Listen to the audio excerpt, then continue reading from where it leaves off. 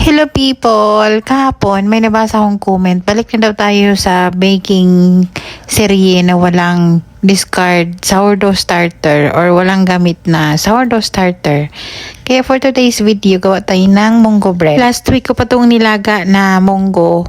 Nilagay ko lang yan sa freezer para sa kalahati sana ay gulay. Ulam namin ang kalahati hupya.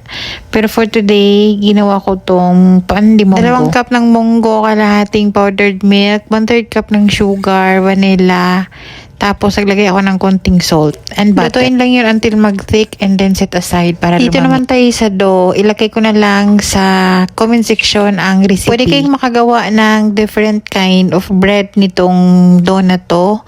It's either mga cinnamon or ensaymada, kung anong gusto nyong palaman, pandikuko. Ito din yung recipe ko na ginagamit sa Spanish bread. Dito muna tayo sa Filipino bread. Baka nagsawa na kayo kaka-sourdough natin. Pag na-form na or na-combine together, saka natin ilagay yung room temperature 1/4 cup unsalted butter. Ginamitan ko yan ng electric mixer at minix ko yan ng 10 minutes. Pero kung pwede naman kayong mag-manual kung walang electric mixer. And kung medyo watery yung recipe, pwede kayong mag-add up to 1/4 cup ng flour. Pinaproof ko muna yan until mag-double ang size at least 1 hour. Sa 1 hour na yan, nagluto muna tayo ng lunch ng mga amo. After 1 hour, ganito na siya, nag-double na yung size and sobrang ganda ng pagkatubo. Sa paglagay naman ng palaman or shape, depende yan sa gusto nyo.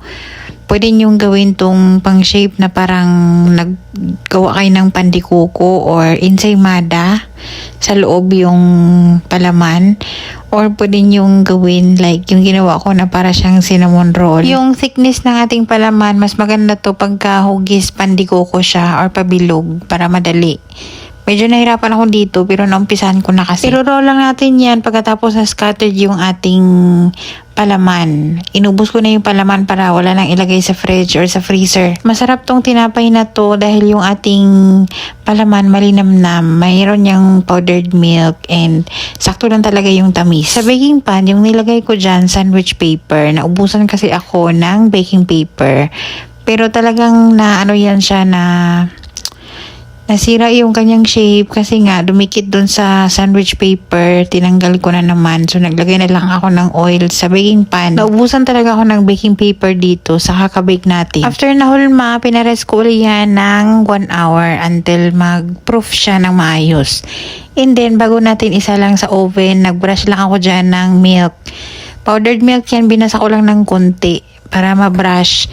And then yung ating oven ay pinili ko yan ng 325 Fahrenheit ng 20 to 25 minutes until ganyan na yung kulay niya. Ito yung dinner namin ni Belle. Tapos ito din yun malamang yung aming breakfast bukas. Yung mga amo, hindi na ako nag-serve nito dahil alam ko talaga na hindi nila magugustuhan yung mga sweet bread. Bawi na lang tayo for tomorrow para sa kanila. Of course, sourdough bread na naman tayo bukas. And that's it for today.